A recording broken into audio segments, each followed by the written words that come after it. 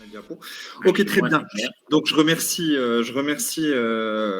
mon maître, professeur Ouftial, de nous avoir conviés donc à parler de la prééclampsie psy, qui est un sujet qui nous intéresse beaucoup. Je remercie mes collègues qui vont présenter avec moi donc ce topo, et je remercie aussi les différentes associations qui ont veillé à la réussite de cette présentation. Donc, on va rentrer dans le vif du sujet. La prééclampsie de A à Z, on va essayer d'avoir de fond en comble. Pour ma part, je vais vous parler des différentes définitions des facteurs de risque et également de la physiopathologie.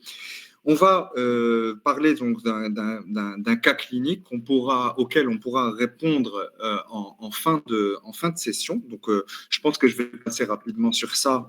Ma collègue, docteur Khelloufi, pourra le faire en fin de présentation.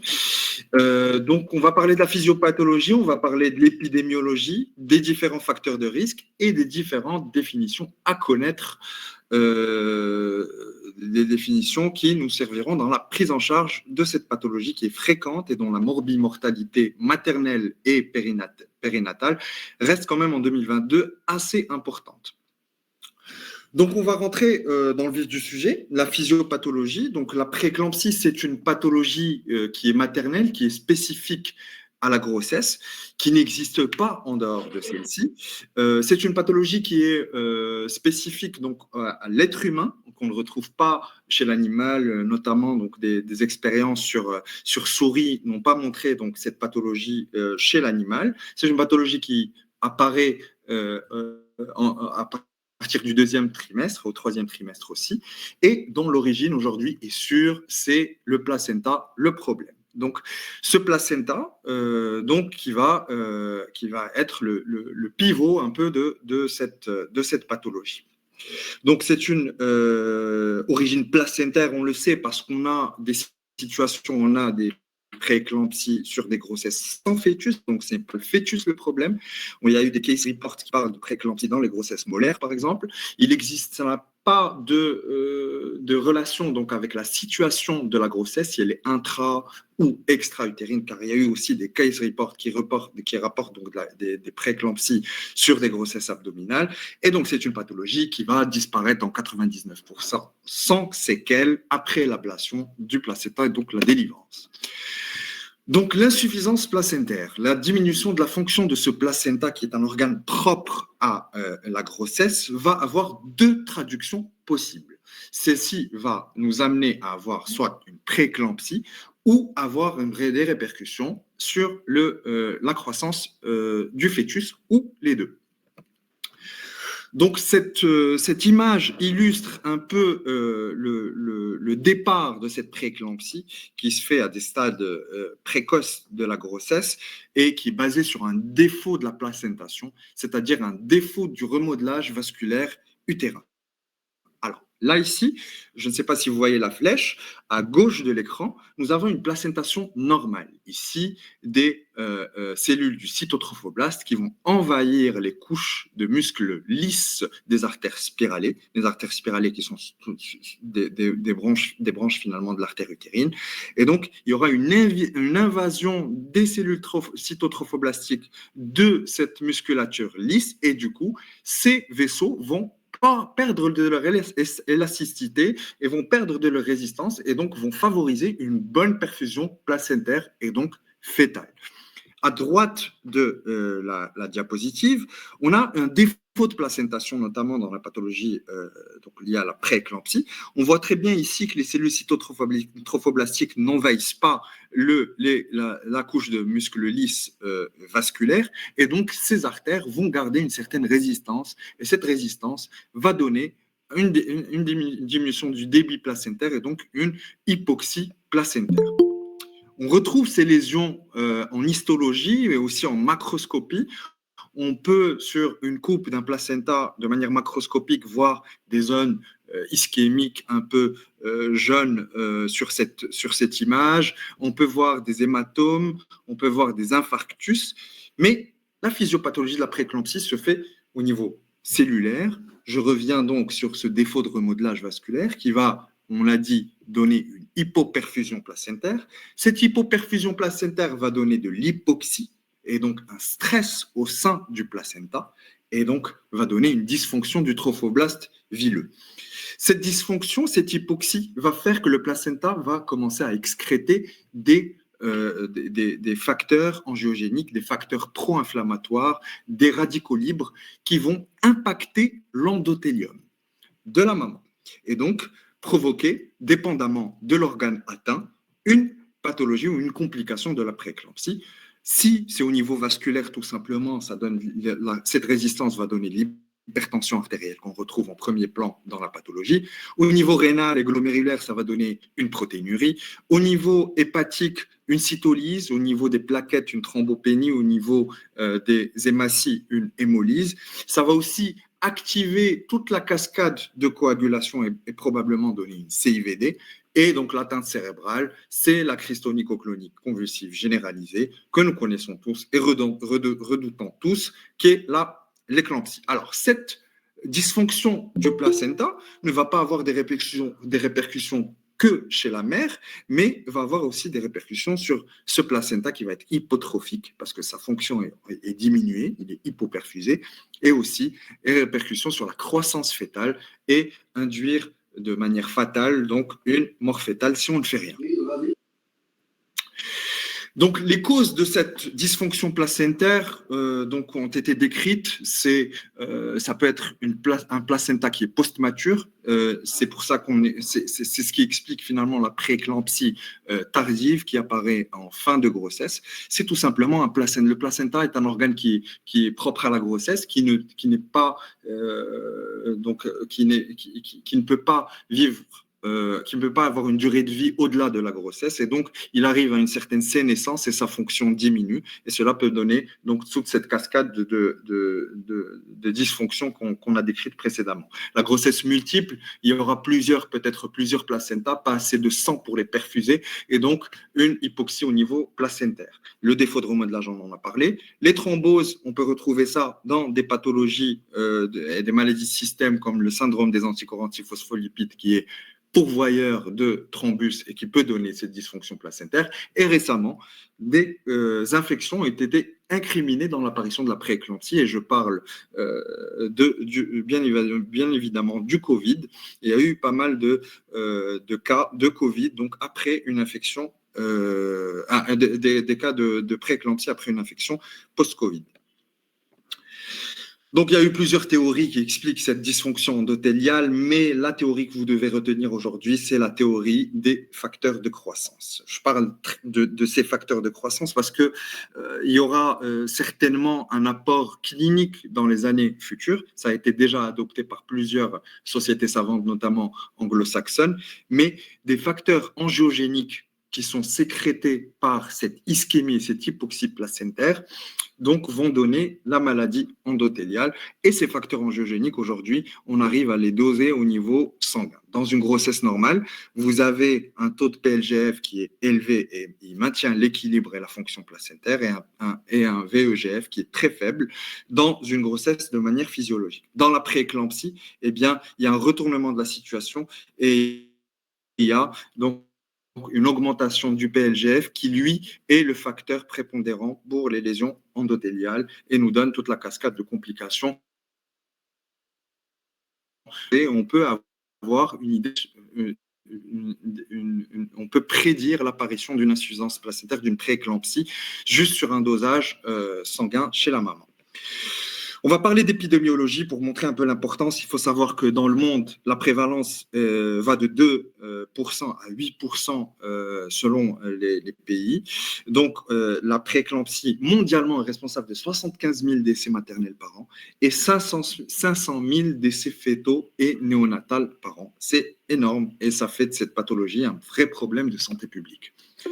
Là, c'est une carte qui va montrer donc la répartition un peu de la prééclampsie pour les pays qui ont un registre national. On voit que au Maroc, donc c'est présent, au niveau des États-Unis aussi, principalement dû à l'origine afro-américaine donc de ces citoyens, même si ça a été débattu dans d'autres études.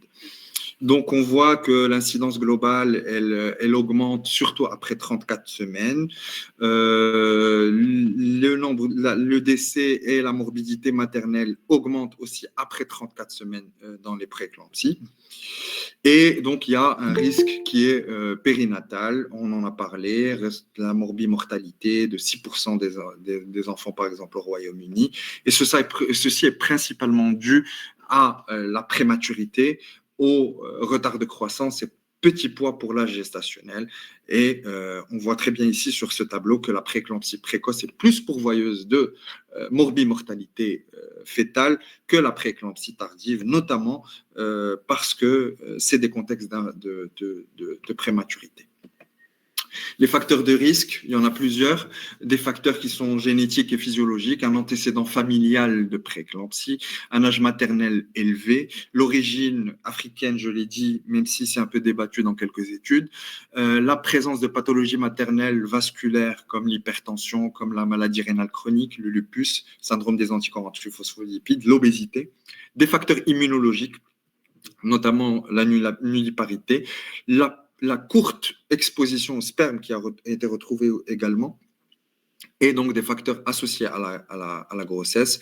Ce sont des antécédents personnels de prééclampsie, la présence d'une grossesse multiple et aussi des anomalies chromosomiques qui peuvent eux-mêmes donner une dysfonction placentaire et donner une prééclampsie.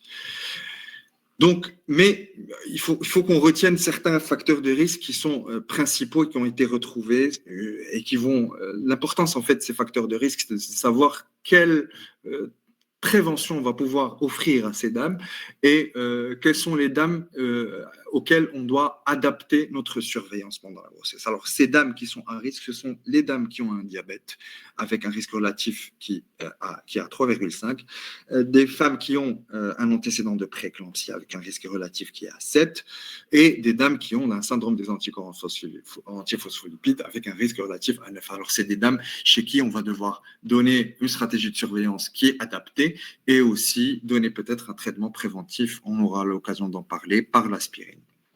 Les définitions maintenant, c'est ce qui nous importe le plus. Les définitions, donc, il faut savoir qu'avant 20 semaines, donc sans protéinurie, on parle d'HTA chronique, qui peut être essentiel ou secondaire. Si il s'y associe une protéinurie avant 20 semaines, c'est une hypertension chronique compliquée d'une néphropathie, donc d'une néphropathie glomérulaire. Après 20 semaines, s'il n'y a pas de protéinurie ou qu'on a juste l'HTA, on va parler d'HTA gravidique. Après 20 semaines toujours, si on a une protéinurie, on va parler de prééclampsie.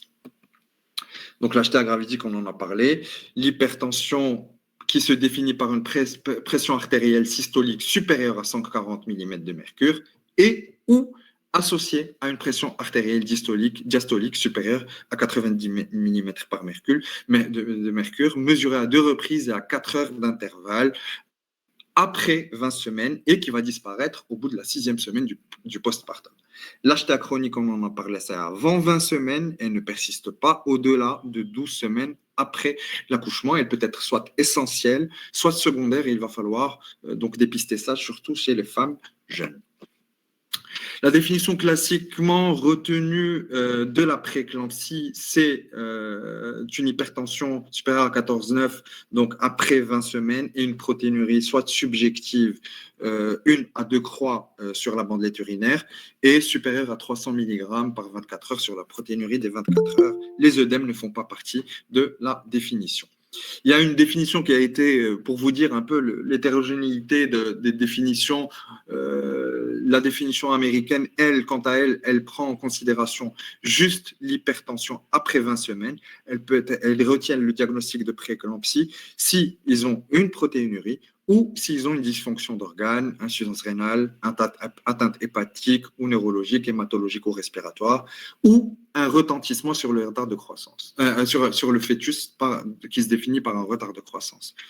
Donc, c'est une toute autre stratégie, c'est une définition qui est beaucoup plus simple. Donc, la prééclampsie surajoutée, la définition de la prééclampsie surajoutée, c'est une patiente qui est déjà connue porteuse d'une HTA chronique, essentielle, et qui n'avait pas de protéinurie et qui va développer une protéinurie après 20 semaines. Alors là, on ne peut pas faire la différence. On ne peut pas se dire, est-ce que c'est une HTA qui s'est compliquée, qui a donné une maladie rénale, ou est-ce que c'est effectivement une prééclampsie? Donc, on parle là de prééclampsie surajoutée. On peut parler aussi du délai d'apparition de la prééclampsie. On parle de prééclampsie précoce avant 32 semaines et de prééclampsie tardive après 32 semaines. Il y a, selon le Collège national des gynéco-obstétriciens français et la Société française d'anesthésie, des critères de sévérité qui doivent être connus et qui vont classer cette prééclampsie en prééclampsie modérée s'il n'y a pas de critères de sévérité et une prééclampsie sévère s'il y a des critères de sévérité. Ces critères de sévérité sont essentiellement cliniques sur une hypertension supérieure à 16-11, une oligurie inférieure à 500 ml par 24 heures, une douleur abdominale en barre, épigastrique ou de l'hypochondre 3, une douleur thoracique, une dyspnée ou des signes neurologiques de gravité essentiels à rechercher à l'interrogatoire, des céphalées sévères, des troubles visuels, phosphènes, acouphènes, donc et réflexes ostéotendineux à rechercher à l'examen clinique. Des critères biologiques qui se définissent par une protéinurie supérieure à 3 grammes, une insuffisance rénale, une thrombopénie ou une cytolyse hépatique. Ajoutez à cela des critères de gravité qui vont nous guider, nous, en tant qu'obstétriciens, à faire une prise en charge plus rapide et à décider de l'extraction. Ce sont des tensions supérieures à 18-12, des douleurs abdominales épigastriques qui sont persistantes, des céphalées, des signes neurologiques qui sont persistants, une détresse respiratoire ou l'apparition d'une complication biologique à type de HELP syndrome ou d'insuffisance rénale aiguë. Et je vous remercie. Je passe la parole. Je ne sais pas si on rebondit sur des questions ou vous voulez qu'on passe directement sur le... Je pense qu'on passe directement à la présentation suivante. Comme ça, peut-être que certaines questions auront la réponse après. En tout cas, j'espère que ça a été clair. Je reste à votre disposition. Il y a une question quand même, peut-être qu'il mérite. Il dit que on comprend. Bon, s'il vous plaît, je n'ai pas compris le placenta post-mature.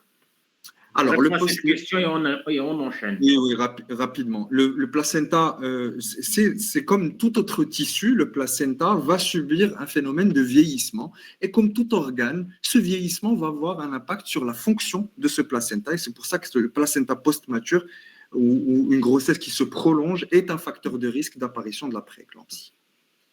OK, merci. Donc, la parole est à Dr Ahmed Toumi Benjeloun.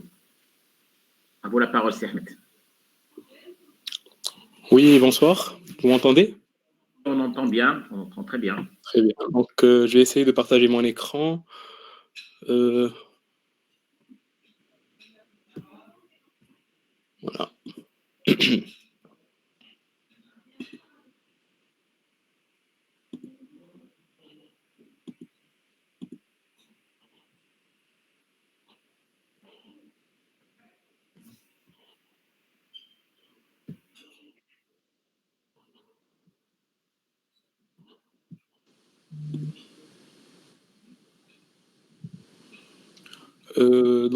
Bonsoir tout le monde.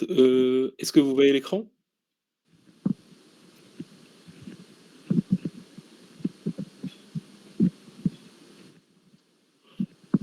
Allô, allô? Oui, c'est bon, on voit bien, Ahmed, on voit bien l'écran. Très bien.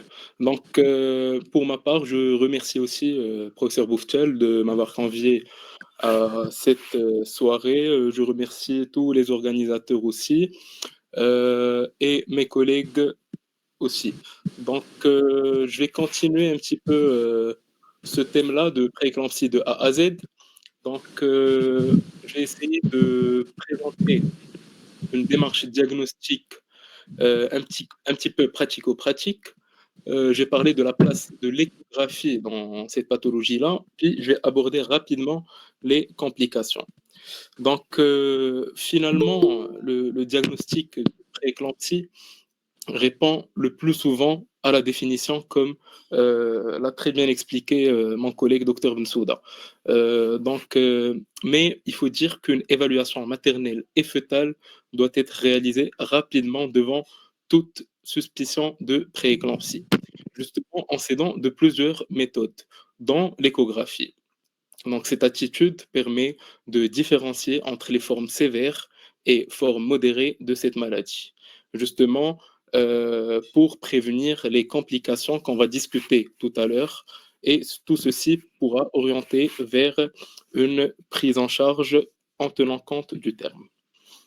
Donc, pour notre étude clinique, bon, elle est toujours systématisée. On commence bien évidemment en dehors de l'urgence par un interrogatoire en régulation médicale. Donc, sur le plan maternel, outre la recherche des antécédents et des facteurs de risque, l'interrogatoire s'attache à préciser le terme de la grossesse, mais surtout à rechercher des signes fonctionnels dont la présence témoigne de la gravité de la maladie. Donc, ces signes fonctionnels, donc, il faut rechercher les signes neurologiques à type de céphalée. C'est des céphalées inhabituelles accompagnées plus ou moins de phosphène, d'acouphène, donc de troubles visuels ou troubles auditifs, éventuellement une somnolence. Il faut rechercher les douleurs épigastriques intenses, généralement en barre, accompagnées ou non de nausées ou vomissements. Il faut demander à la patiente si le bébé bouge toujours comme d'habitude ou il y a une diminution des mouvements actifs fœtaux. Et si on voit des œdèmes, il faut poser la question et voir s'il y a une prise de poids brutale récente ou pas. Donc, bien sûr, notre étude clinique se continue avec un examen. Donc, cet examen comprend ensuite la mesure de la pression artérielle. Cette pression artérielle doit être mesurée au repos. On verra tout à l'heure les conditions de mesure de cette tension artérielle. Donc, on complète par des bandelettes urinaires. On fait ça rapidement dans notre site d'examen. On voit si ces bandelettes urinaires sont positives par la présence d'une protéinurie sur bandelette ou bien sur échantillon. Et aussi, il faut rechercher cliniquement les œdèmes, particulièrement caractéristiques lorsque leur apparition est rapide, généralement associée à une prise de poids brutale et lorsqu'il touche surtout la partie supérieure du corps, visage, main. Cependant, l'absence de ces œdèmes n'élimine pas le diagnostic, comme l'a précisé mon collègue. Donc, on continue toujours par l'auscultation. Il faut rechercher des signes d'œdème pulmonaire, un examen neurologique complet, surtout la recherche des réflexes ostéotendineux, voir s'ils sont vifs, s'ils sont polycinétiques. Puis, on passe à un examen obstétrical. Une palpation abdominale est primordiale. On touche un petit peu l'utérus, on voit s'il est relâché ou tendu, s'il y a une contracture qui va orienter vers une urgence, qui est l'hématome rétroplacentaire. On mesure la hauteur utérine. L'âge, cette hauteur utérine, justement, permet un dépistage d'une éventuelle hypotrophie fœtale ou d'un retard de croissance intra-utérin. Bien sûr, on va essayer d'entendre les bruits du cœur fœtal, s'ils sont réguliers ou non. On cherche aussi un éventuel saignement. Donc, juste pour dire deux mots par rapport à la mesure de la pression artérielle, il ne faut pas qu'elle soit précise,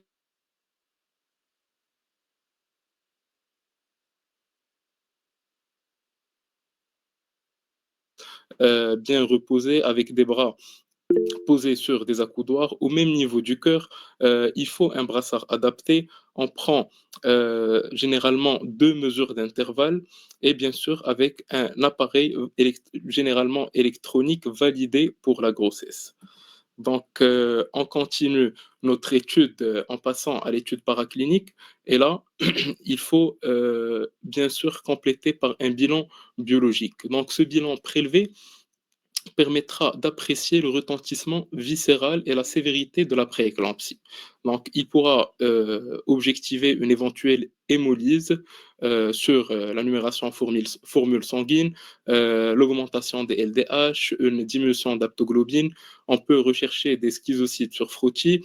On verra aussi le retentissement rénal en demandant un ionogramme, un dosage d'urée, de créatininémie, une recherche du glycémie et bien sûr, on demande l'albuminémie et la protéinurie des 24 heures. Un bilan hépatique sera demandé aussi, donc la recherche des transaminases, la bilirubine, Et on complète toujours par un bilan d'hémostase. On verra bien sûr le taux des plaquettes sur la NFS, mais on verra aussi le taux de prothrombine, la TCA et le fibrinogène. Ce bilan est généralement complété par une détermination du groupage résus sanguin et une recherche des rails. Donc, toujours pour l'étude paraclinique, il faut compléter, bien sûr, en dehors de l'urgence, d'une échographie obstétricale. Donc, l'objectif principal finalement de cette échographie, c'est l'évaluation du bien-être fœtal. Comment se fait cette évaluation du bien-être fœtal? Tout d'abord, on vérifie la biométrie. Aujourd'hui, la vérification de la biométrie, elle répond à plusieurs formules. Celle qui est pratiquée aujourd'hui chez nous, c'est toujours la formule ADLOC. Il y a d'autres formules qui sont pratiquées ailleurs en fonction des populations cibles, notamment la formule Intergrowth 21. Mais finalement, ces formules permettent de nous donner l'estimation du poids fœtal et voir si cette estimation est adaptable à l'âge gestationnel. Sinon, ça permet de dépister d'éventuels petits poids pour la gestationnelle ou carrément des retards de croissance intra-utérins.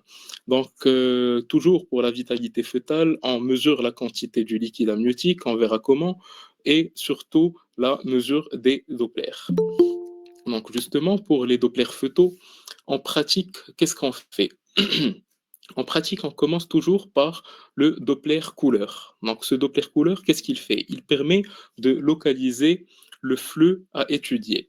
Et dès qu'on repère le flux à étudier, on, on enclenche le Doppler pulsé. Donc, ce Doppler pulsé, c'est lui qui effectue la mesure.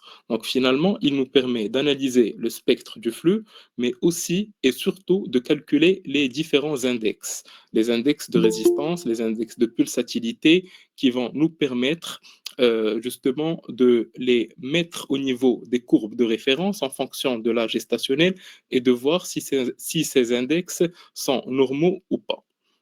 Donc, justement, en pratique, voilà bon, les différents Dopplers qu'on applique. Donc, il y a les Dopplers fœtaux, le Doppler fœtal de l'artère ombilicale, donc voilà, le Doppler de l'artère cérébrale moyenne et le Doppler du canal d'Arontius. Donc, sinon, il y a aussi les Dopplers maternels, mais cette fois-ci, contrairement aux Dopplers fœtaux qui ont un impact sur l'état fœtal et un impact sur notre prise en charge et sur notre décision médicale, le Doppler de l'artère utérine, lui, nous permet de prédire l'apparition d'une éventuelle prééclampsie, surtout chez des patientes ayant des facteurs de risque, et surtout de suivre cette prééclampsie après le deuxième trimestre. Donc, concernant le Doppler ombilical, donc finalement, ce Doppler ombilical, pour simplifier les choses, c'est le reflet des résistances vasculaires. Donc, les résistances vasculaires placentaires, lorsqu'on a un trouble de croissance, par exemple, d'origine vasculaire, les résistances augmentent peu à peu. Et le fait que ces résistances augmentent, il y a une baisse de la diastole, que ce soit pour l'index de résistance ou l'index de pulsatilité. Donc, et ceci peut évoluer dans le temps. Donc, comme vous le voyez là, on a un spectre normal avec une diastole normale. Sur le schéma B, on voit carrément des résistances très élevées avec une diastole nulle et ça peut aller carrément vers un reverse flow. C'est ce qu'on voit au niveau de l'image C. Donc, concernant le Doppler de l'artère cérébrale moyenne, donc celui-ci aussi a une valeur diagnostique élevée pour la souffrance fœtale et l'insuffisance placentaire. Donc, comme je vous expliquais tout à l'heure pour le Doppler ombilical, lorsqu'on a une insuffisance placentaire, le Doppler ombilical diminue. Ceci est dû à une augmentation des résistances. Donc, la même chose, quand on a une hypoxie, comme vous le savez, il y a une redistribution vers les organes cibles, vers les organes nobles, tels que le cerveau. Donc, cette redistribution va permettre d'avoir une vasodilatation cérébrale, et ceci, contrairement au Doppler de l'artère ombilicale, cette fois-ci, il y a une augmentation des flux diastoliques. Donc, aussi, une petite note importante sur la mesure de ces Dopplers de l'artère cérébrale moyenne, il faut absolument respecter la technique décrite, à savoir l'axe de tir doit absolument être parallèle à l'artère cérébrale moyenne et en mesure au niveau de cette partie, c'est-à-dire au niveau du tiers interne, de tiers externe. Sinon, si on n'arrive pas à avoir une image pareille, on peut, grâce à des réglages échographiques, adapter notre angle de tir. Donc, concernant le troisième Doppler, le Doppler veineux du canal arantius ou comme appelé ductus venosus, c'est vrai que ce Doppler n'est pas couramment appliqué dans notre pratique quotidienne, justement. Ceci est à cause de la technique qui est difficile.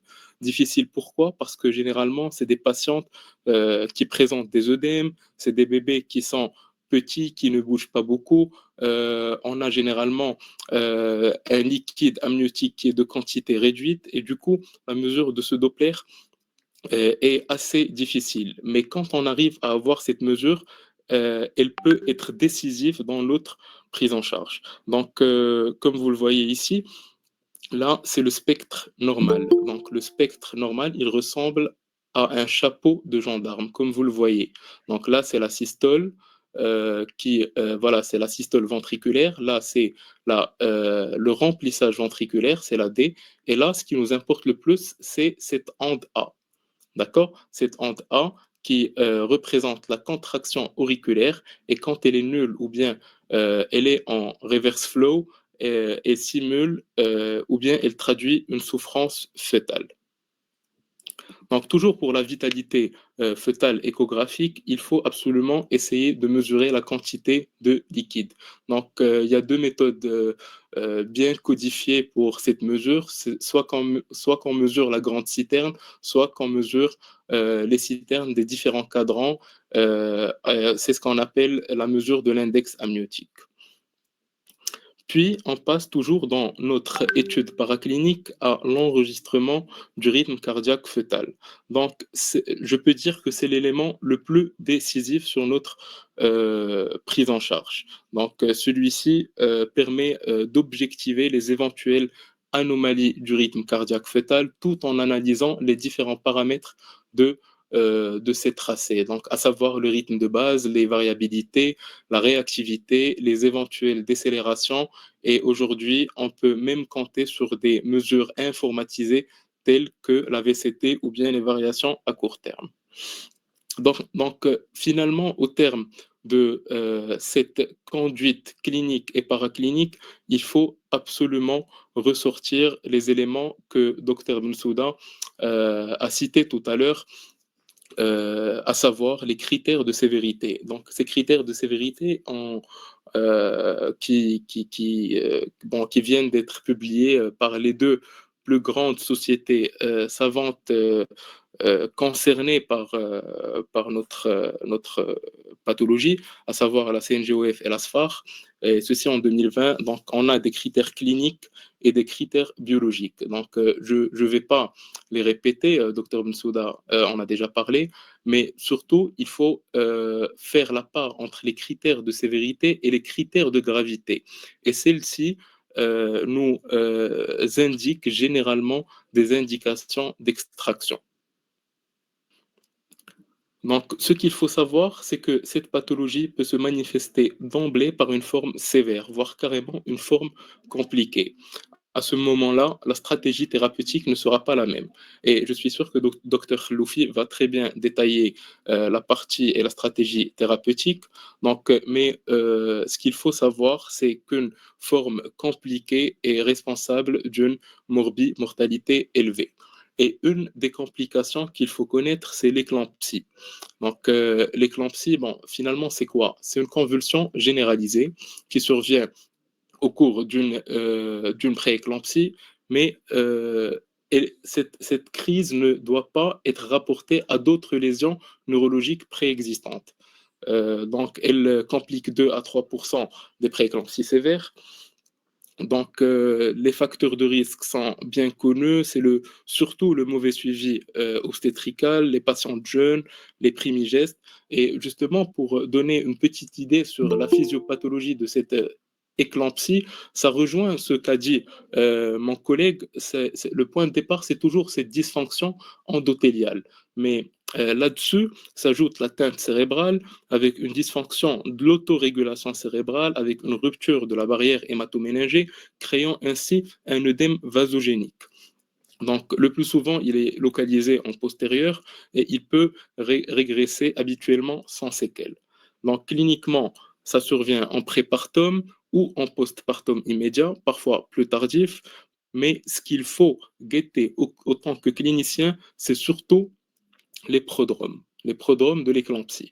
Donc, qui sont les céphalées intenses, la somnolence, la confusion mentale, les troubles visuels, les douleurs épigastriques, l'ascension rapide de la pression artérielle, l'hyperréflexie ostéotendineuse. Donc, ça résume un petit peu notre conduite clinique ciblée.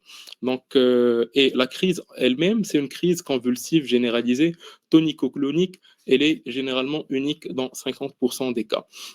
Donc, je vais empiéter un petit peu sur la présentation qui vient, justement pour vous parler du traitement de cette éclampsie qui est le sulfate de magnésium. Ce sulfate, généralement, on l'utilise et pour traiter, mais surtout pour prévenir secondairement cette éclampsie. Donc, dès qu'on a les prodromes qu'on vient de citer, il faut absolument administrer le sulfate de magnésium selon des protocoles bien établis. Donc, une autre complication, cette fois-ci, elle est biologique, c'est le HELP syndrome. Finalement, c'est quoi ce HELP syndrome? Donc, c'est H pour hémolysis, EL, c'est Elevated Liver Enzyme, c'est la cytolyse qui est généralement supérieure à 2 fois la normale, et la thrombopénie, on prend comme seuil une thrombopénie inférieure à 100 000. Donc, c'est une complication qui se manifeste dans 10 à 20% des prééclampsies. Elle aussi, elle est expliquée par cette dysfonction endothéliale qui est origine à la prééclampsie. Donc, cette dysfonction va atteindre la microvascularisation avec une vasoconstriction, une activation de la coagulation et va induire une dissémination de microthrombeuses causant les troubles du HELP syndrome. Donc, celui-ci, il peut apparaître au cours de la grossesse dans 70% des cas, dans 50% avant terme. D'accord? Et dans le postpartum, dans 30% des cas. La présentation clinique, généralement, c'est une prééclampsie, mais on a un signe qui est évocateur, c'est la douleur épigastrique en barre. Et ce qu'il faut craindre lorsqu'on a une douleur épigastrique en barre, c'est essentiellement l'hématome sous-capsulaire du foie. Certes, il est rare, mais il est responsable d'une grande mortalité materno-fœtale. Donc, vous voyez un petit peu des images scanographiques d'un hématome sous-capsulaire du foie. Donc, d'autres complications maternelles, on a les complications rénales, notamment l'insuffisance rénale, qui peut être organique et fonctionnelle, des complications respiratoires telles que l'œdème pulmonaire. Celui-ci est favorisé généralement par une augmentation de la perméabilité capillaire avec une diminution de la pression oncotique et aussi l'hématome rétroplacentaire. Donc, cet hématome rétroplacentaire, il peut compliquer 4% des prééclampsies sévères. Donc, finalement, c'est quoi cet hématome rétroplacentaire? Donc, c'est un décollement prématuré d'un placenta normalement inséré. Donc, là, la symptomatologie clinique, ce sont des douleurs abdominales avec une hypertonie utérine, celle qu'on a recherchée tout à l'heure lors de notre conduite clinique.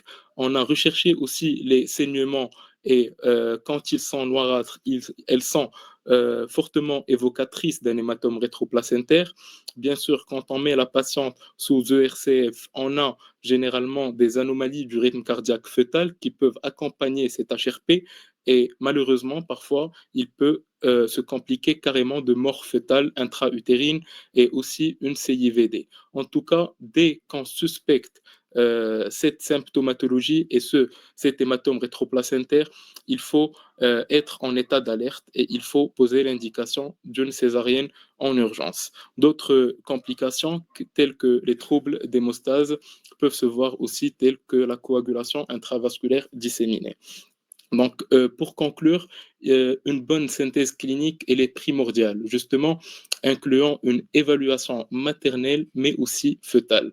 Tout ceci a pour but, justement, de guider l'aspect thérapeutique, mais aussi la prise d'une décision adéquate. Et je laisserai Dr Khloufi parler un petit peu de cet aspect thérapeutique. Merci. Merci, docteur Ahmed Benjelloun Touimi, pour cette partie sur le diagnostic. Et bon, en attendant donc de donner la parole à docteur Shadia Khloufi, ce qu'on doit retenir jusqu'à maintenant, c'est que lorsqu'on diagnostique une prééclampsie, le souci est de définir, en fait, éventuellement diagnostiquer est-ce que cette prééclampsie est une prééclampsie sévère ou non. Et c'est ça, je dirais, l'objectif principal, parce que si on se pose la question maintenant, pourquoi faut-il finalement diagnostiquer une prééclampsie sévère, ben c'est de là que les choses changent. Donc, quand on diagnostique la prééclampsie, alors le diagnostic se fait, comme il a été dit, par des critères cliniques et paracliniques, donc éventuellement paracliniques, éventuellement biologiques. Donc, on doit rechercher à chaque fois qu'on est devant une prééclampsie, est-ce que cette femme présente une prééclampsie sévère? Il suffit qu'il présente un des signes qui ont été cités, qu'on pourrait éventuellement définir qu'on est devant une prééclampsie sévère. Et dès qu'on est devant une prééclampsie sévère, deux éléments de la prise en charge vont s'ajouter. C'est le sulfate de magnésium. Le sulfate de magnésium qui ne servirait non seulement pour traiter l'éclampsie, mais pour prévenir une éclampsie. Et la deuxième chose, c'est l'extraction. L'extraction devient nécessaire dans la quasi-totalité des cas, parce que toute persistance de la grossesse aura des conséquences néfastes, et on sait que les complications gravides, c'est l'éclampsie, c'est la CIVD, c'est le HELP syndrome, c'est l'hématome rétroplacentaire, l'hématome sous-capsulaire du foie, et ce sont toutes des complications qui ont une morbidité et une mortalité lourde, que ce soit maternelle et fœtale. Et donc, c'est des complications qui sont graves, et donc l'extraction devient finalement le diagnostic étiologique. Donc voilà, sans trop tarder, je passe la parole à Dr Shadia Khloufi, donc pour nous parler un peu de la prise en charge. À vous la parole, Shadia.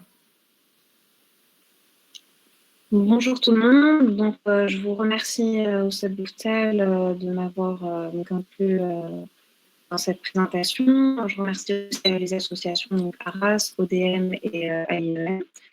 Alors, donc, je vais démarrer la présentation. Shadia, ta présentation, s'il te plaît. On ne la voit Oui. pas encore. Partagez la présentation. Donc, est-ce que vous la voyez? Non, pas encore.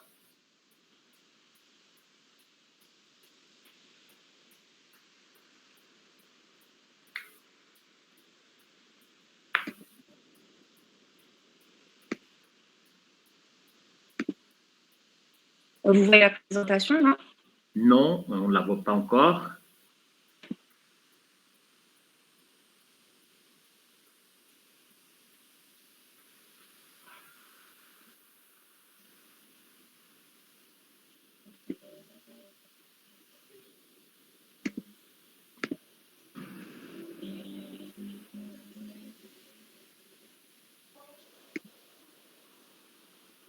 C'est bon?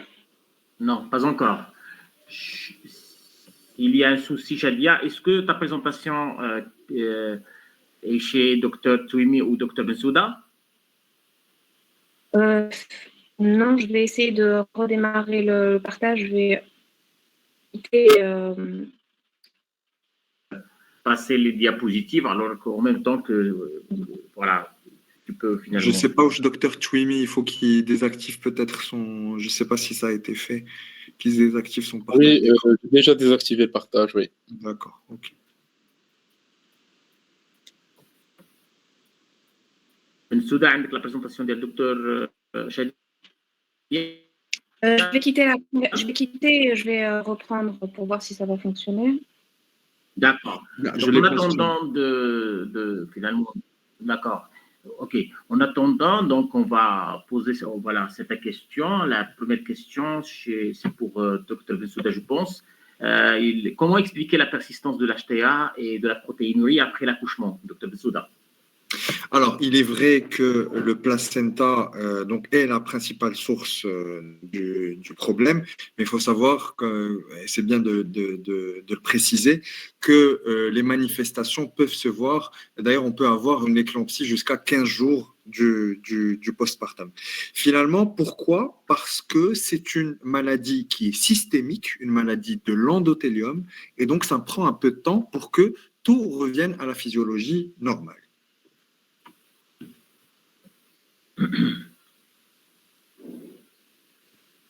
D'accord. Merci. Donc, donc, je pense, je complète un peu la réponse pour dire en fait que c'est parfois la persistance de la prééclampsie éventuellement pourrait être due à une rétention placentaire et il faut avoir le réflexe parfois de faire une révision utérine après une persistance de la prééclampsie. Et donc faire une révision utérine pour finalement extraire tous les débris de placentaire qui pourraient finalement rester et qui pourraient être source aussi, il a été démontré aussi que parfois, il y a persistance de cellules trophoblastiques, de cellules placentaires qui pourraient rester à des degrés un peu même microscopiques et qui pourraient éventuellement être à l'origine de la persistance de la prééclampsie. Oui, d'ailleurs, c'est une vraie maladie endothéliale et donc c'est vrai que c'est une maladie générale et l'éclampsie du postpartum. Donc il faut, comme vous avez dit aussi, d'avoir le réflexe d'aller voir est-ce qu'il y a des débris placentaires qui pourraient l'expliquer. Une question que peut signifier l'apparition brutale des œdèmes? C'est une question à toi ou à Dr. Twimi. Vous voulez que je réponde ou là que Oui, je réponds? je réponds. Oui, l'augmentation des œdèmes, et d'ailleurs, c'est l'importance de la pesée de la dame. Il faut savoir peser ses patientes. Et donc, parfois, peut-être qu'elle ne va pas faire attention à l'œdème, mais la prise de poids veut dire que justement cette protéinurie peut-être est beaucoup plus massive et beaucoup plus importante, et donc les œdèmes augmentent. Et ils sont fréquemment associés à donc une protéinurie massive avec une baisse de la protitémie et de l'albuminémie. D'accord, merci. Une baisse de la pression oncotique finalement. Merci beaucoup. Donc, je pense que Shadia, il arrive maintenant à partager. Oui, Shadia, on voit ta présentation. Très bien. OK, c'est bon. Merci à vous. À vous la parole. D'accord. Donc, je vais, quant à moi, traiter donc, de la prise en charge thérapeutique, des critères d'extraction, de la surveillance et de la prévention en termes de prééclampsie. Donc, ce qu'il faut savoir, c'est qu'il n'existe pour le moment aucun traitement curatif de la prééclampsie. Donc, les traitements qu'on propose, ce sont des traitements symptomatiques. Le seul traitement curatif repose sur l'arrêt de la grossesse qui permet l'ablation du placenta. Donc, soit par un déclenchement du travail ou la césarienne, ou en cas de grossesse jeune, une interruption médicale de grossesse. Donc, l'objectif de la prise en charge est de stabiliser la situation maternelle par des traitements purement symptomatiques et de programmer la naissance au moment optimal.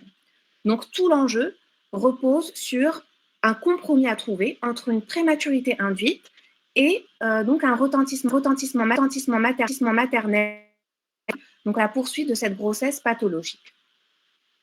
Donc, deux options sont donc à envisager en fonction de l'âge gestationnel et de la sévérité de la prééclampsie.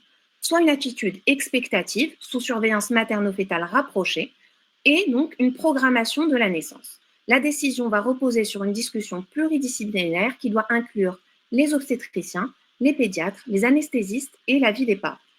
Donc, on va traiter des modalités thérapeutiques, des modalités de surveillance, de la prise en charge obstétricale et donc du postpartum et de la prévention avant de conclure et de voir un cas clinique. Donc, les modalités thérapeutiques. Donc, on va voir donc, ce qu'il en est des mesures non médicamenteuses, du traitement médical avec le traitement antihypertenseur, la corticothérapie anténatale, le sulfate de magnésium et ensuite donc la surveillance maternelle et fétale. Alors, une fois qu'on a diagnostiqué la prééclampsie, la première question à se poser, c'est faut-il hospitaliser ou pas la patiente? Donc, la règle, c'est une hospitalisation initiale. Donc, dès qu'on pose le diagnostic de prééclampsie, il faut hospitaliser la patiente. Pourquoi? Parce qu'il faut déjà déterminer la sévérité de la prééclampsie, voire sa gravité, comme donc l'a cité Dr Touimi. Il faut rechercher d'éventuelles complications et mettre en place une surveillance clinique rapprochée. Ensuite, on peut envisager une prise en charge ambulatoire pour les prééclampsies modérées qui seraient à proximité d'un secteur spécialisé. Quoi qu'il en soit, la surveillance materno-fétale doit être rigoureuse. Alors, donc les mesures non médicamenteuses, on a aussi donc la surveillance clinique bien sûr rapprochée, le repos qui a un effet vraisemblable mais non prouvé. Par contre, il ne faut pas du tout recommander un alitement strict, il n'y a pas d'indication à un régime hyposodé et pas d'indication à un remplissage vasculaire systématique. Alors, en ce qui concerne donc le traitement médical, donc les antihypertenseurs, c'est un traitement symptomatique, donc ce n'est pas un traitement étiologique. Le but du traitement antihypertenseur, c'est d'éviter les à-coups hypertensifs et leurs complications. Donc, il faut traiter une prééclampsie sévère sans délai, mais il faut éviter de surtraiter l'hypertension. Pourquoi? Parce qu'il faut maintenir donc une pression artérielle suffisante pour maintenir un débit utéroplacentaire adéquat afin d'éviter donc un risque de retard de croissance et une mauvaise tolérance hémodynamique en cas de chute brutale de la tension artérielle. Donc, les objectifs thérapeutiques sont bien définis. Il faut une pression artérielle systolique inférieure à 160 mm de mercure et une pression artérielle diastolique comprise entre 85 mm de mercure et 100 mm de mercure. Les classes thérapeutiques à utiliser en première intention, donc on a les antihypertenseurs centraux avec l'aldomètre, les inhibiteurs calciques, la nicardipine, la nifedipine, et donc l'alpha-bêta bloquant comme le labetalol qui n'est pas disponible au Maroc. Les classes thérapeutiques à éviter, donc les diurétiques qui sont déconseillés parce qu'ils peuvent aggraver l'hypovolémie, et celles qui sont contre-indiquées, ce sont les IEC, les antagonistes de l'angiotensine 2 et les inhibiteurs de la rénine. Donc c'est important d'en parler parce qu'on peut avoir des patientes qui étaient hypertendues, donc comme l'a dit docteur Bensouda, et donc qui vont avoir une prééclampsie surajoutée. Et donc il faut savoir arrêter ce genre de traitement si elles le prenaient pour leur hypertension chronique. Alors, donc, quelle voie d'administration? On commence par une voie orale en première intention, donc la nicardipine ou l'alpha-méthyldopa dans notre contexte. Donc, pour l'aldomètre, c'est 250 mg, 2 à 3 comprimés par jour. Pour le Loxène, donc la nicardipine, 20 mg, 3 comprimés par jour. Ensuite, donc, quand est-ce qu'on passe à la voie intraveineuse? Donc, on passe à la voie intraveineuse si on a une prééclampsie sévère avec au moins un signe de gravité clinique ou biologique, ou en cas de prééclampsie sévère qui persiste malgré un traitement antihypertenseur oral en mono ou en bithérapie. Alors, donc, on va passer à la corticothérapie anténatale. Donc, l'objectif pulmonaire fétale. Elle est recommandée en cas de prééclampsie entre 24 et 34 semaines, quand l'accouchement est programmé dans les 7 jours. Donc, comment on va donner cette corticothérapie? Il s'agit donc d'une cure de bêta-méthasone injectable de 12 mg en intramusculaire à renouveler 24 heures après. Donc, au final, ce sont 2 injections à 24 heures d'intervalle. Il n'y a pas d'indication systématique à répéter les cures à distance. Alors, on va passer au sulfate de magnésium, même si Dr Touimi en a déjà parlé. Donc, il doit être administré en milieu spécialisé, par voie intraveineuse essentiellement. Donc, il a 2 buts essentiels, une visée maternelle et une visée fétale. Donc, en ce qui concerne donc le but maternel, c'est pour traiter l'éclampsie et permettre une prévention secondaire d'une éventuelle autre crise d'éclampsie, mais aussi de prévenir donc une prévention primaire de l'éclampsie dès qu'on a des signes neurologiques de gravité. On peut aussi le donner donc à visée fétale lorsqu'on a une indication de naissance avant 32-33 semaines dans un but de neuroprotection du prématuré.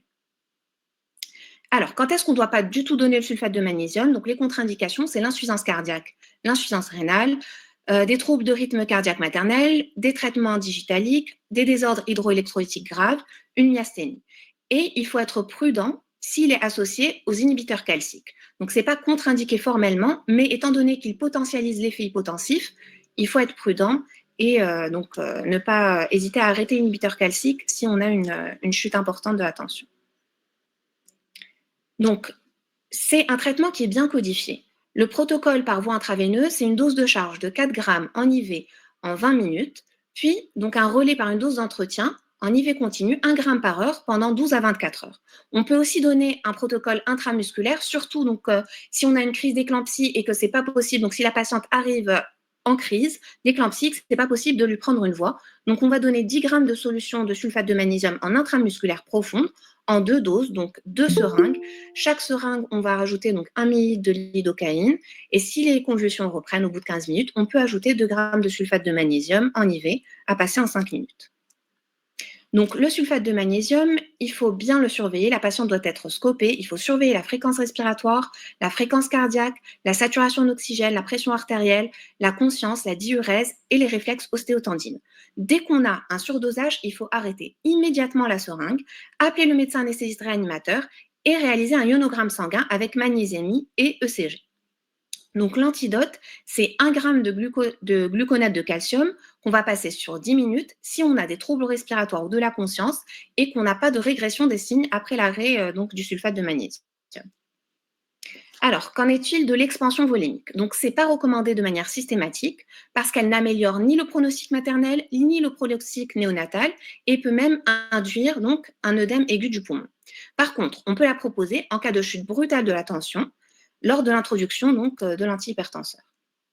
Alors, donc, en ce qui concerne la surveillance, donc, il faut savoir que c'est une surveillance maternelle et fétale. On a différents protocoles de surveillance qui vont être adaptés donc, aux différentes maternités et qui vont surtout être adaptés à la patiente. Donc, on a dit, la première des choses, c'est une hospitalisation initiale. Ensuite, on va faire un examen clinique quotidien, donc de la pression artérielle, des signes fonctionnels, des œdèmes, de la prise de poids, une évaluation de la diurèse et donc un examen clinique aussi fœtal avec un ERCF qui peut être jusqu'à 2 fois par jour si les Dopplers sont pathologiques. On va faire une surveillance biologique 2 fois par semaine avec donc une protéinurie des 24 heures, une fonction rénale, une hémolyse, on va rechercher une hémolyse, une cytolyse hépatique, on va réaliser une numération plaquettaire, une uricémie, l'aptoglobine et donc la protéinurie de 24 heures. Faire une échographie donc 1 fois par semaine à la recherche des Dopplers et de la quantité de liquide amniotique et une croissance toutes les 2 semaines. Si on n'a pas d'aggravation, l'accouchement peut être fait à 37 semaines. Donc, on va passer à la prise en charge obstétrique, le pronostic maternel. Alors, donc pour simplifier, si on a une prééclampsie modérée, on peut tenter donc l'expectative jusqu'à 37 semaines, bien sûr sous surveillance materno-fétale. Par contre, en cas de prééclampsie sévère, avant 24 semaines, on peut discuter une interruption médicale de grossesse. Entre 24 et 34 semaines, on va tenter au maximum donc l'expectative. Chaque jour, c'est un jour gagné pour le fœtus. Et dès 34 semaines, si la prééclampsie sévère est maintenue et qu'on n'arrive pas à la réguler, il faut donc déclencher l'accouchement. Donc, les critères d'extraction, au final, ce sont, en ce qui concerne la mère, c'est des signes donc, de prééclampsie sévère ou donc de complications, l'éclampsie, les signes neurologiques de gravité, une détresse respiratoire, un OAP, une douleur abdominale, un HELP syndrome, une insuffisance rénale aiguë, un HRP, un hématome sous-capsulaire du foie.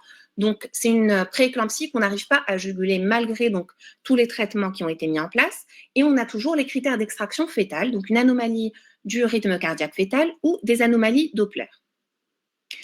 Alors, donc, la complexité, au final, c'est la prise en charge de la tenter donc l'expectative, mais si le pronostic maternel est mis en jeu, ce sera l'interruption médicale de grossesse. Entre 24 à 34 semaines, on va mettre en place les traitements symptomatiques antihypertenseurs, donner la corticothérapie et faire une réelle surveillance armée, donc à la fois maternelle et fœtale. Au moindre signe de gravité maternelle ou fœtaux, on réalise l'extraction. Et à partir de 34 semaines, c'est l'extraction. Alors, donc, en ce qui concerne la surveillance du postpartum et la prévention, donc, le postpartum immédiat, donc juste après l'accouchement, on va surveiller et la clinique et la biologie de manière rapprochée pendant au moins 48 heures. Donc, une surveillance de la pression artérielle, des signes fonctionnels dans les formes sévères de la prééclampsie. On va adapter la thérapeutique des antihypertenseurs et vérifier la normalisation progressive des anomalies biologiques. Il faut savoir que la prééclampsie, c'est un facteur de risque thromboembolique et donc qu'on peut être amené à démarrer une thromboprophylaxie par HBPM en fonction des autres facteurs de risque, à savoir l'obésité, des antécédents de maladies thromboemboliques, une césarienne, un retard de croissance, etc. Ensuite, à la sortie de la maternité, il faut une surveillance tensionnelle bi-hebdomadaire et prévoir une consultation chez un médecin, donc un médecin généraliste ou un gynécologue obstétricien, dans les 2 à 3 premières semaines du postpartum pour que le traitement antihypertenseur soit poursuivi ou interrompu. Et une visite à 6 semaines qui doit être faite chez un gynécologue pour vérifier la normalisation tensionnelle et la disparition de la protéinurie. On peut être amené aussi à rechercher des anticorps antiphospholipides si on avait une prééclampsie sévère et précoce ou en cas d'insuffisance placentaire à l'examen ANAPAT, donc du placenta. On peut aussi être amené à demander un bilan de thrombophilie héréditaire si on a des antécédents personnels ou familiaux de maladies veineuses thromboemboliques, une prééclampsie précoce ou l'association à un retard de croissance sévère, un HRP ou une mort fœtale. Alors, à la sortie de la maternité, quand est-ce qu'on va l'envoyer voir un cardiologue? Si on a une persistance d'une HTA après 6 semaines, il faut rechercher une étiologie de cette HTA. On va aussi l'envoyer voir un néphrologue si, après 3 mois, on a toujours une persistance de protéinurie ou d'hypertension. Et la surveillance tensionnelle doit être annuelle au long cours parce qu'il y a une persistance d'un surrisque cardiovasculaire et rénal chez les prééclamptiques. Qu'en est-il donc de la prévention? Qu'est-ce qu'il faut faire lors des prochaines grossesses? Il faut réaliser un bilan préconceptionnel. Il faut faire un suivi attentif dès le premier trimestre avec, bien sûr, pression artérielle, bandelette urinaire. Il faut démarrer l'aspirine dès le début de la grossesse et réaliser des dopplers utérins à 23 semaines. Alors, l'aspirine, donc, elle est efficace, elle a prouvé son efficacité dans la prévention secondaire de la prééclampsie. Le dosage, donc on va donner 75 à 150 mg par jour en une seule prise le soir. Et on peut la démarrer dès 12 semaines et la maintenir au minimum jusqu'à 35 semaines, voire jusqu'à l'accouchement. La prévention donc au calcium, le calcium il est recommandé par l'OMS dans les populations à risque de prééclampsie dont les apports en calcium sont faibles et ce sera 1,5 g par jour. Alors en conclusion, la prééclampsie c'est une pathologie lourde pour la mère et le fœtus. Il faut prendre en compte les facteurs de risque, le contexte général de la patiente, faire un suivi attentif à la fois maternel, clinique et biologique, mais aussi une surveillance fœtale. Et donc la surveillance doit être adaptée à chaque patiente et prévenir les récidives lors des grossesses ultérieures. Alors on va vous proposer donc un cas clinique. Donc c'est une patiente de 26 ans, originaire du Mali, qui est adressée par les pompiers dans votre maternité pour une HTA sévère avec des signes fonctionnels à 22 semaines d'aménorrhée. Elle a comme antécédent 2 césariennes, donc une en 2014 à 28 semaines pour une prééclampsie et une qui a amené un garçon de 1,350 kg, une césarienne en 2015 à 32 semaines pour une prééclampsie avec aussi un garçon donc, de 2,150 kg. Elle a comme antécédents médicaux une HTA chronique depuis 2014 et une obésité, donc avec un IMC à 35 kg par mètre carré en début de grossesse. La grossesse a été découverte de manière tardive, vers 17 semaines. Il n'y a pas eu d'échographie du premier trimestre. L'échographie réalisée à 17 semaines montrait une morphologie précoce normale. Ces bilans biologiques de 17 semaines montrent un groupe O+, une toxo négative, rubéole positive, syphilis, CMV, VIH, VHP, l'hépatite C négative, un dépistage de la trisomie 21 avec un risque de 1 sur 4000 et une glycémie à jeun à 0,99. Donc, elle est sous régime pour un diabète gestationnel. Elle était traitée pour son HTA par de l'amlodipine à 5 mg x 2 par jour et on a instauré donc l'aspégique dès 17 semaines, donc l'aspirine. Elle consulte donc à 22 semaines avec à l'examen donc une tension à 165/105. Elle se plaint donc de céphalée et de phosphène. Les réflexes sont normaux et il n'y a pas d'importance d'œdème des membres inférieurs. Elle a pris 7 kg depuis le début de la grossesse et la bandelette urinaire montre 1 g de protéines. Donc, la première question, quel est votre diagnostic? Est-ce que c'est une HTA gravidique déséquilibrée, une suspicion de prééclampsie surajoutée, une probable crise d'éclampsie ou un probable accident vasculaire cérébral? Donc, je vous laisse quelques secondes pour y réfléchir. Ce serait bien que ce soit un peu interactif sur le chat.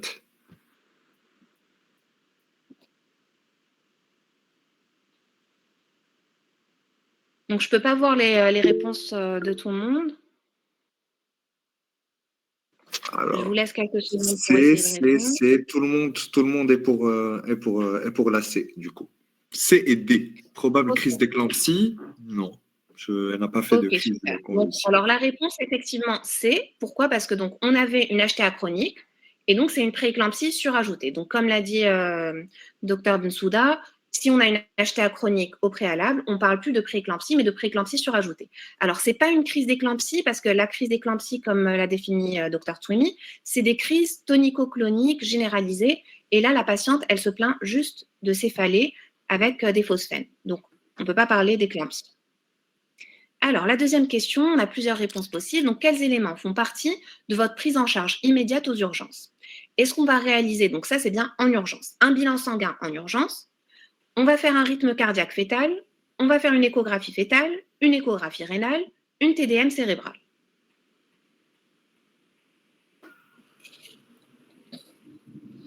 Donc, il y en a que tout le monde répond ABC, ABC, AB, BC. Ok. C'est vrai qu'il y a un petit piège sur cette question. Il y a un petit piège. ABC, ouais. Ok. Alors, donc, on va faire bien sûr un bilan sanguin en urgence pour évaluer la gravité et rechercher donc les complications dont a parlé Dr Twemi, le HELP syndrome, l'insuffisance rénale. On va faire une échographie pour rechercher donc le retentissement fœtal, le retard de croissance. Par contre, on ne va pas faire de rythme cardiaque fœtal parce que c'est une grossesse à 22 semaines et que donc on ne peut pas réaliser d'enregistrement du rythme cardiaque fœtal avant 28 semaines. Et bien sûr, on ne fait pas d'échographie rénale ni de TDM cérébrale parce qu'il n'y a pas de point d'appel et donc ce n'est pas indiqué. Alors, pour la troisième question, quels éléments thérapeutiques font partie de votre prise en charge immédiate aux urgences? Est-ce qu'on va mettre en place un traitement antihypertenseur? Est-ce qu'on va mettre en place un traitement par du sulfate de magnésium? Est-ce qu'on va d'abord traiter les céphalées par du paracétamol? Est-ce qu'on va donner donc une corticothérapie pour la maturation fœtale? Et est-ce qu'on va faire un remplissage vasculaire par des colloïdes?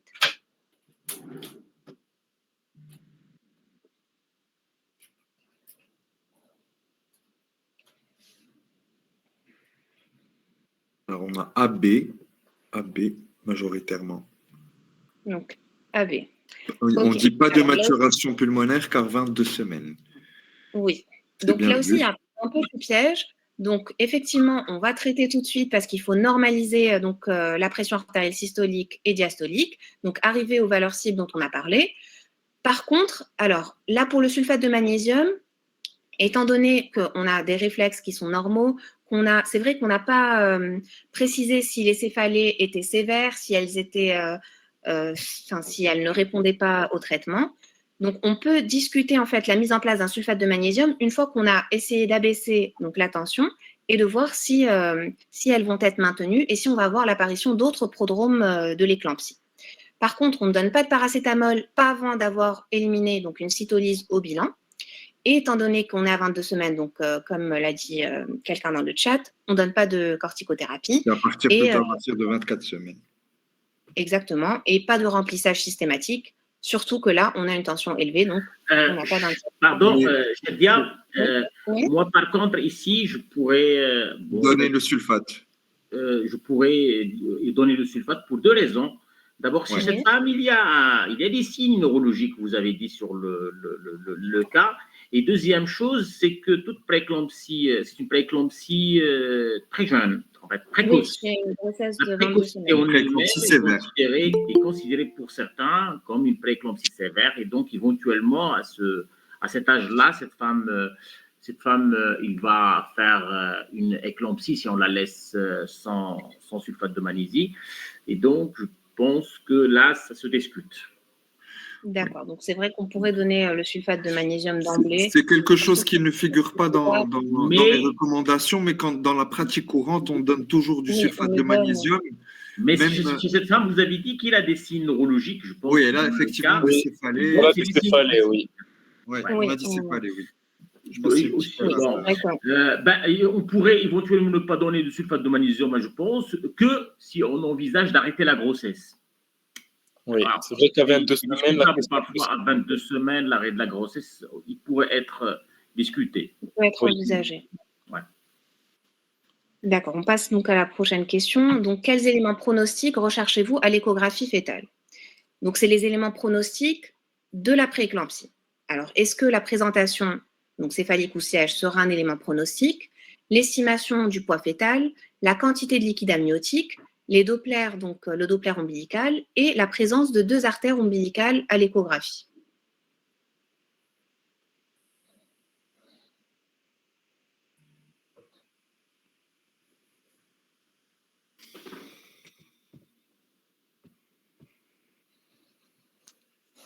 Alors, CD. On dit CD. On dit B. D'accord, donc on va passer aux réponses. Donc, Voilà. les réponses, c'est B, C, D. Donc, la présentation, elle ne va pas du tout influencer la voie d'accouchement, enfin, elle ne va pas du tout influencer le pronostic, mais elle peut agir sur la voie d'accouchement. Par contre, l'estimation du poids fœtal, donc, comme l'a dit Dr Twemi, c'est important parce qu'on va rechercher justement un retard de croissance intra-utérin et ça fait partie donc, des critères de sévérité. Ça peut donc modifier la surveillance. Donc, ceci dit, le retard de croissance intra-utérin, ici, à peine va commencer parce qu'on parle de retard de croissance à partir de 20 semaines et donc on est au tout début on est à 22, oui. de la définition du retard de croissance et par conséquent, vraiment, bon, voilà, c'est tout début. C'est-à-dire, dans ce genre de situation, en général, on ne va pas trouver de retard encore de croissance. On va estimer certainement le poids de naissance, le poids fœtal, comme on le fait pour toute échographie, mais oui, étant donné que c'est une grossesse généralement, on ne va pas s'attendre à un retard ici, à cet âge encore. Oui, effectivement, comme l'a précisé professeur Bouftiel, l'estimation du poids fœtal ici, elle est primordiale, elle fait partie de la vitalité fœtale, non pas pour définir un retard de croissance, mais au moins pour avoir une base de base ouais. pour laquelle on pourra se baser sur les éventuelles échographies qu'on pourra faire si on prévoit de garder la grossesse et de surveiller surtout cette grossesse. Donc, on a aussi donc, la quantité de liquide amniotique. Et donc, Dr Twemi l'a dit, à l'échographie, il faut toujours estimer la quantité de liquide amniotique. Le Doppler ombilical aussi. Par contre, la présence de 2 artères ombilicales, donc, ça ne va pas influencer en fait, la pathologie vasculaire dans le cadre de la prééclampsie. Alors, donc, à l'échographie, donc on a réalisé l'échographie, on retrouve une bonne vitalité fœtale. On a une estimation du poids fœtal à 320 grammes, donc au 3e percentile, ce qui pourrait être un retard de croissance. On a un placenta antérieur qui est bas inséré, non recouvrant, un liquide amniotique en quantité normale, un Doppler utérin qui retrouve donc des notches bilatéraux, un Doppler de l'artère cérébrale moyenne normale, un Doppler ombilical qui retrouve une diastole positive. Et les résultats biologiques, donc on a une hémoglobine à 10,6 pour des normes entre 12 et 15, donc une légère anémie, des plaquettes normales à 241 000, ASAT à 28, ALAT à 33 pour des normes entre 16 et 40, une créatinémie, donc une créatinine normale à 39, une aptoglobine à 0,7 et des LDH normaux à 200. Et une protéinurie à 0,34 g par 24 heures, donc élevée. Alors, donc on met en place une bithérapie, l'aldomètre 3 comprimés par jour à 500 mg et le loxène à 50 mg 2 fois par jour, qui permet d'obtenir une tension à 150-90 mm de mercure. Donc, concernant le diagnostic, quelles propositions sont exactes? Est-ce que le diagnostic de prééclampsie surajoutée est confirmé? Est-ce que la présence de notches bilatéraux à l'échographie est un signe de mauvais pronostic? Est-ce que la présence d'un retard de croissance associé peut être un signe de mauvais pronostic? Est-ce que cette anémie qu'on a retrouvée fait suspecter un HELLP syndrome ou est-ce qu'elle fait suspecter une pathologie inflammatoire associée?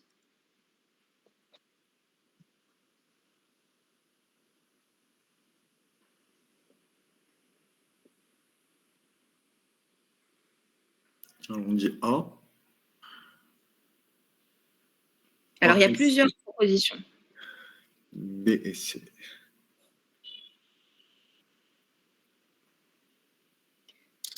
Ok, alors donc les réponses correctes, c'était A et C. Donc, le diagnostic, donc on a bien retrouvé un diagnostic de prééclampsie, donc on avait l'HTA, les pressions artérielles élevées et la protéinurie à 0,34. Par contre, la présence de notches bilatéraux, comme l'a dit Dr Twimi, n'est pas un signe de gravité. Donc, Ça va nous orienter vers peut-être une étiologie vasculaire qu'on connaît déjà dans notre contexte, vu que c'est une prééclampsie surajoutée. effectivement, mais ce n'est pas du tout un signe de mauvais pronostic. Et la présence d'un retard de croissance peut être un signe de mauvais pronostic. Par contre, pour l'anémie, vu que donc, le reste du bilan est normal et que l'aptoglobine est normale, on ne peut pas l'associer donc à une hémolyse ou à un HELP syndrome, et on ne peut pas non plus suspecter une pathologie inflammatoire. On va plutôt aller vers l'origine fériprive et donc rechercher une électrophorèse de l'hémoglobine, surtout chez une patiente qui vient du Mali. Alors, pour la dernière question, donc concernant la surveillance mise en place au lendemain de l'hospitalisation, quelles propositions sont correctes? La surveillance doit se faire en unité de soins continus, donc en unité de soins intensifs. La surveillance doit se faire en service de grossesse à haut risque, donc dans une maternité, donc au niveau des grossesses à haut risque. La surveillance peut maintenant se faire en hospitalisation à domicile, c'est-à-dire qu'on peut laisser la patiente rentrer chez elle et la suivre en ambulatoire. La surveillance comprend des bilans sanguins au minimum une fois par semaine et la surveillance comprend des échographies de croissance fœtale au minimum une fois par semaine.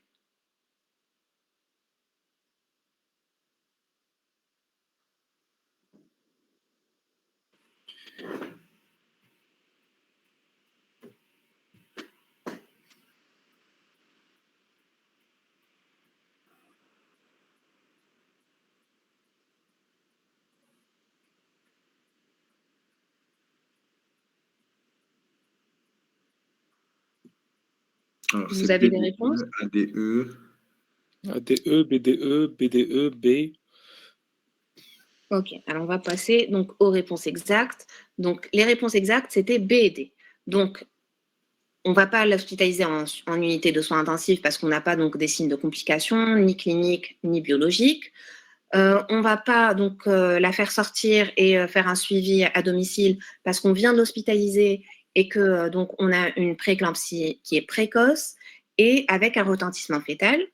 Et la surveillance en fait par échographie, elle se fait une fois par semaine, comme l'a dit Dr Twimi, mais la croissance doit se faire tous les 15 jours. C'est plus les Doppler, la quantité de liquide qu'on va estimer une fois par semaine. Par contre, la croissance, on a besoin de 15 jours pour pouvoir surveiller la croissance et donc avoir un intervalle suffisant pour juger de la croissance.